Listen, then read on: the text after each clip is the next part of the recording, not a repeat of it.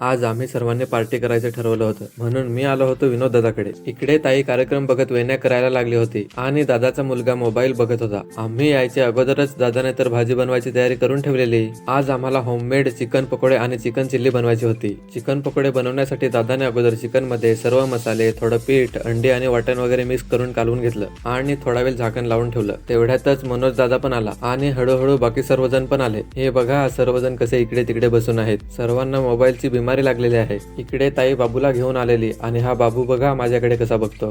Time पण खूप झालेला होता, म्हणून सर्वात अगोदर दादाने चिकन चिल्ली बनवायला सुरुवात केली. सर्व मसाले वगैरे मिक्स करून एका चुलीवर चिकन चिल्ली शिजत ठेवली आणि दुसऱ्या चुलीवर लगेच चिकन पकोडे पण बनवायला सुरुवात केली. चिकन पकोडे बघून तर माझ्या तोंडाला पाणी आलेलं. तुमच्या पण तोंडाला पाणी आलं असेल हो ना. विनोद दादा पकोडे वगैरे बनवत होता आणि तोपर्यंत इकडे आमचं काय ना काय खादाडायचं काम चालू होतं. थोड्या वेळातच चिल्ली आणि पकोडे बनवून तयार झाले. मनोज आणि रोहित पण थंडे आणि अजून खाऊ वगैरे घेऊन आले आणि आम्ही दादाच्या रूम मध्ये पार्टी करायला बसलो. हे बघा सर्वजण कसेही बसलेले आहेत. चला तर आता आम्ही पार्टी करायला सुरू करतो. काय मग तुमचा कधी प्लॅन आहे अशी पार्टी करायचा?